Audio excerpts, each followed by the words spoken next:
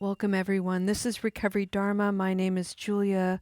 I'm one of the facilitators in this beautiful community, and I would like to set an intention for our practice today with a sentiment of loving kindness. This one was made by our wonderful friend, Michelle.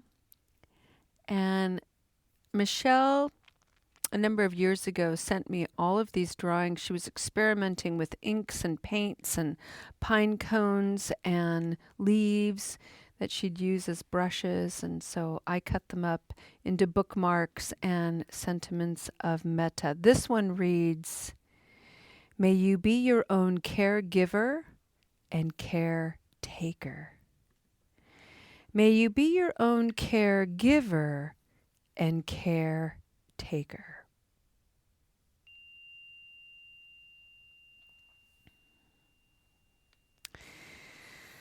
This is actually a really wonderful sentiment as we begin our reflection today.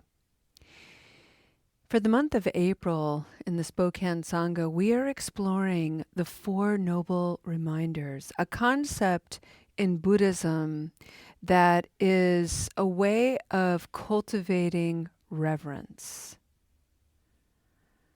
awe, deep presence. The Four Noble Reminders are: you have a precious human life.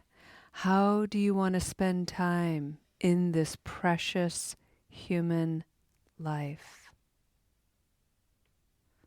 The nature of reality is impermanent. Everything is subject to change.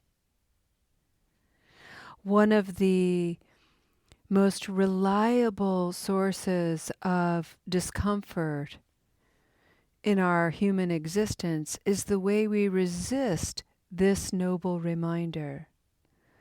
We cling, wanting things to stay the same, and they don't, because the nature of reality means change. So, as we shift our relationship to clinging and attachment, and we build in some suppleness, we begin to observe suppleness, flexibility, flow, whimsy. We see it all around us, and when we can begin to embody it, life begins to have a spirit of ease, joy, wonder. The third noble reminder brings forward karma, and karma is a very difficult topic. It's a vast topic, but at its most fundamental level, karma is action. And if we're going to put it in dualistic terms, a simple way of thinking about this is my negative actions plant seeds for negative results. My positive actions plant seeds for positive results. And where this can get kind of tricky is when we've made a conscious decision to start planting positive seeds because we want to reap the benefit of our good actions, and yet negative actions continue to ripen, and we're like, what? Wait a second, I've been doing all this good. Why is all this shit show still happening to me? Wah, no fair. And the laws of karma invite us to humble further and say, some of our actions are ripening at particular times in our lives that we may never understand. It's part of the great mystery.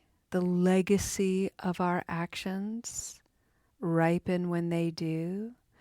But as we cultivate our positive karma, our capacity to stand before things that are ripening that cause dis-ease and discomfort becomes strengthened. We find our resilience. The fourth noble reminder speaks to the folly of samsara, and this simply means that The lessons that we are contracted to learn in this life come around again and again and again. And every time they do, while it feels the same, here we go again, if we're really paying close attention and we're looking deeply and we cultivate this insight, we begin to see, oh, I'm learning this lesson from a different angle, from another point of view. It's not the same thing over and over again. It's something a little bit different. And because I am waking up, I'm beginning to see the subtle, nuanced differences. And this is allowing my life to really flourish, brighten, open, heal.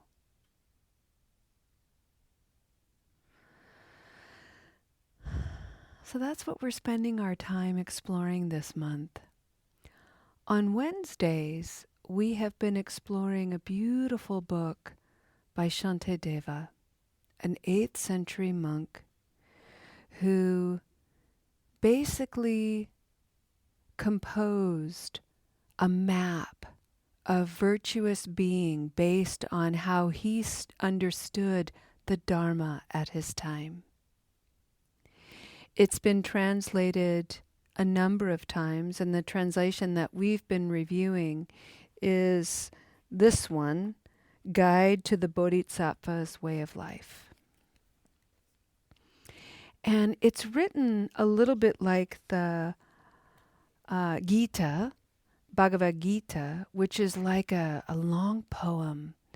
And there are many verses to this Bodhisattva's way of life. And we've been reading them slowly. We're on chapter 2, and chapter 2 has been all about purifying negativity, really looking at our misconduct, our misdeeds, the actions that we regret, the judgments that we harbor, the jealousies, the pettiness, the clinging. Basically, all those aspects of being human that, ironically, limit our capacity for magnificence.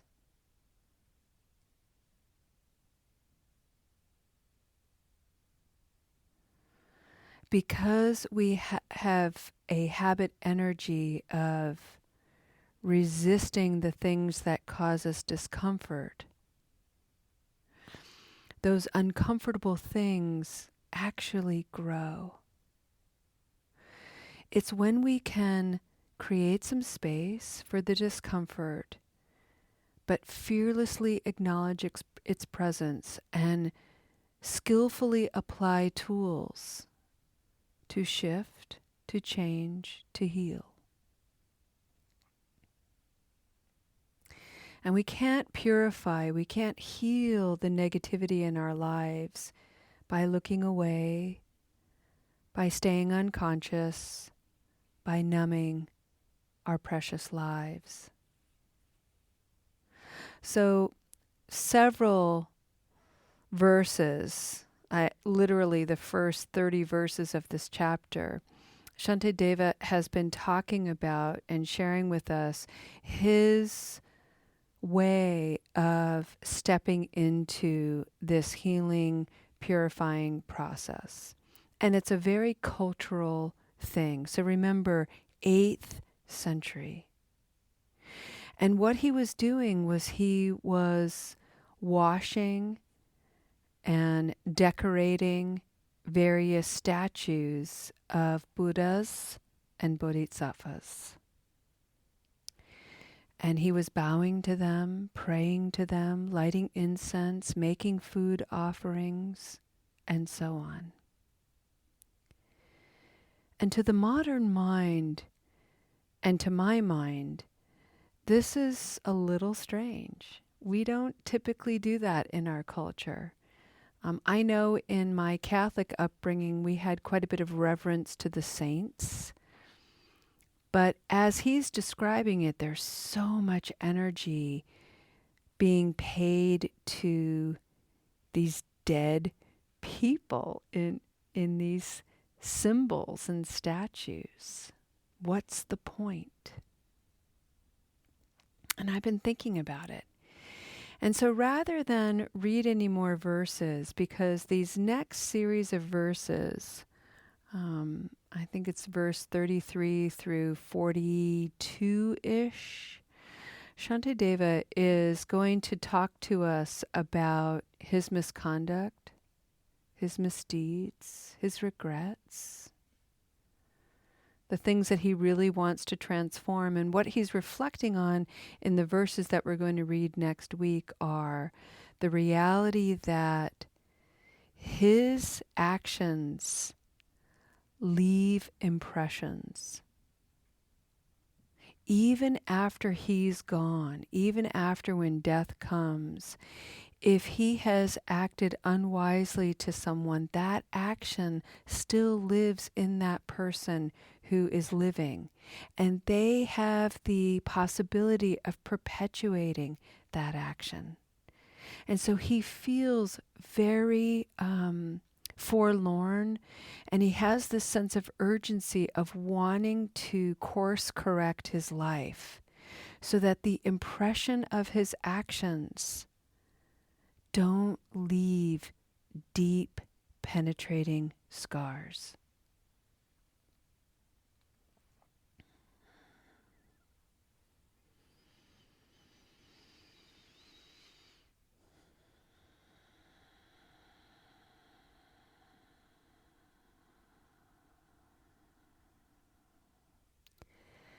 As I was reflecting on these verses, I noticed that Shantideva is not really conversing with anyone who is alive. He's not hanging out with his peers, having conversations. In fact, the story goes that he was a bit of a loner, a bit of an outsider.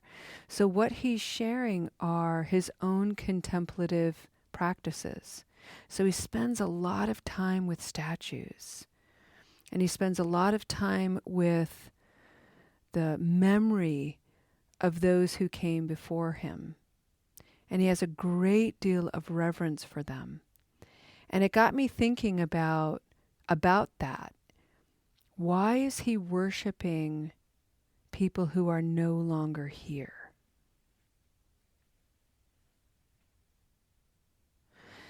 And part of it is because those people, from his point of view, perfected their practice, that their actions continue to be alive in virtuous, positive ways. And he aspires to be like that.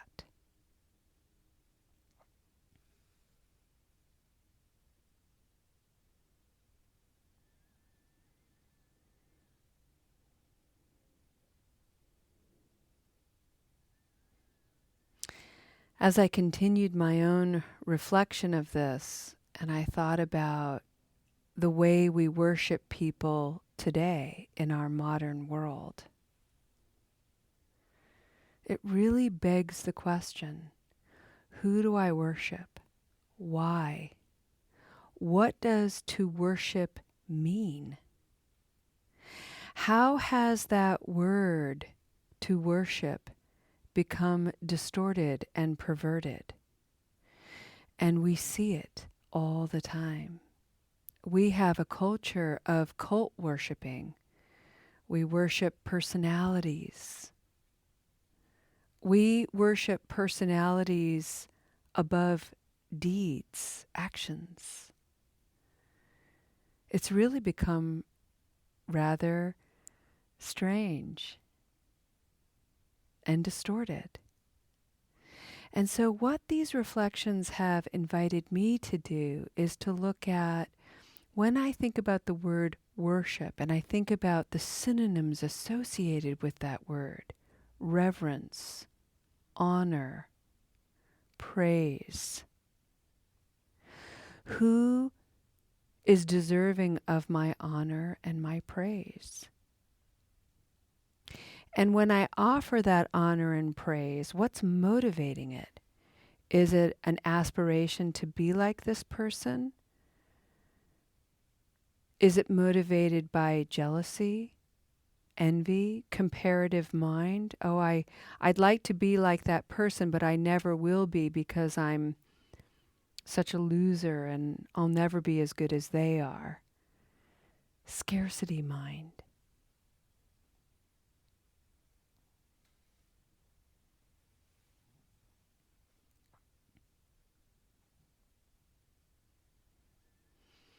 Shantideva is showing us that to honor someone, to revere someone, is about cultivating an aspiration based on a person's actions and the actions that they have left behind, even in their death. Their actions are still alive. Is there someone in your life? Is there someone in my life?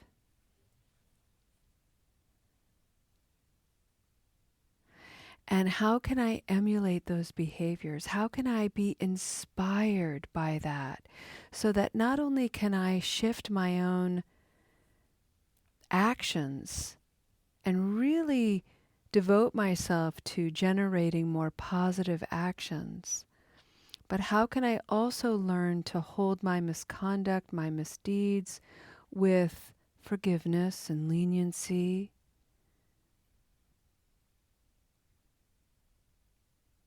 openness, healing?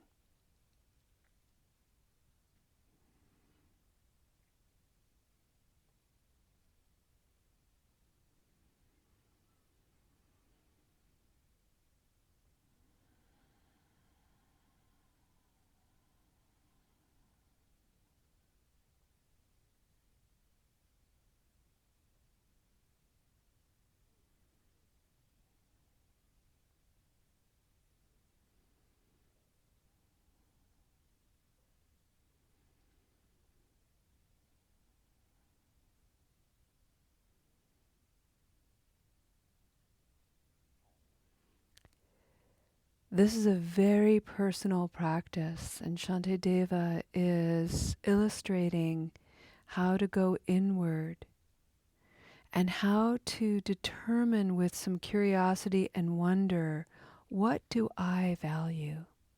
What do I want to put in the world with the knowledge that I have, the skills that I have, the creativity and preciousness that I possess?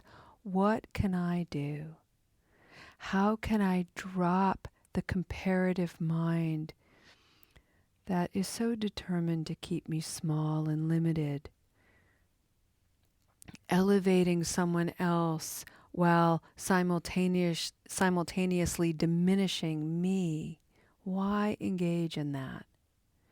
Instead, recognizing that everybody has talent and skill. And I'm here inspired by my own aspirations to continue to put goodness into the world. What fuels it are all the ways I've been ignorant, disregarding, disillusioned. I need people to look up to. I need people to guide me. I need good teachers. But I don't need to worship them in such a way that they are beyond my reach, they're beyond my humanness, just like me. They are practicing, they are human, they have their challenges.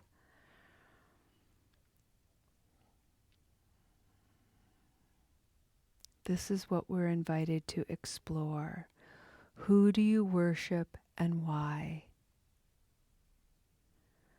What are the qualities and virtues that you aspire to achieve? What are the ripples of positivity that you want to put out into your precious human life?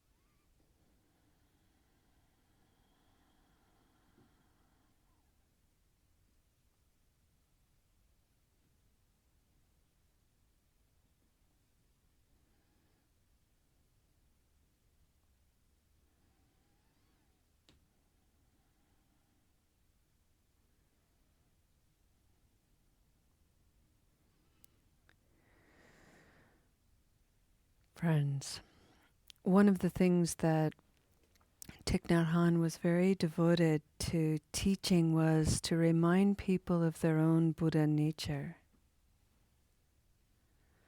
The capacity to awaken to all the conditions of suffering within your own life is already present in you. It is a matter of practice and wakefulness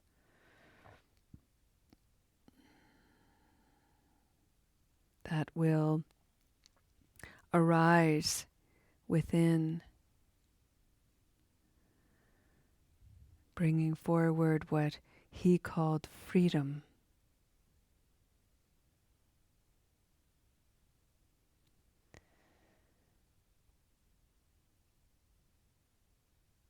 And I would simply like to offer that, our gentle reminder, that an encouragement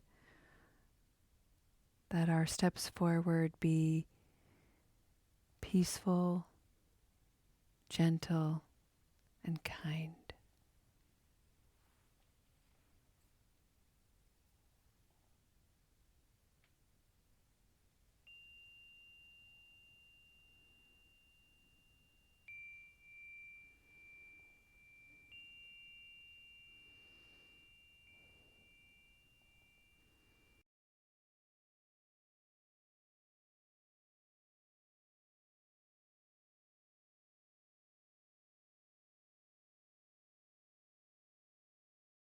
So, friends, let's go ahead and end our practice today with a dedication of merit. And I'd like to read another blessing for you today from this book. Oh, this is your address, Gary. A little sticky note for myself. From our book, To Bless the Space Between Us. And this one is for friendship. And I feel so blessed to, to have you all as my friends and my family. May you be blessed with good friends and learn to be a good friend to yourself. Journeying to that place in your soul where there is love, warmth, and feeling. May this change you. May it transfigure what is negative, distant, or cold within your heart. May you be brought into real passion, kindness, and belonging. May you treasure your friends. May you be good to them, be there for them, and receive all the challenges, truth, and light you need. May you never be isolated, but know the embrace of your Anam Cara, which is Gaelic for soul friend. Thank you for your beautiful practice, wise, wise friends. Have a beautiful afternoon. We'll see you next time. Namaste.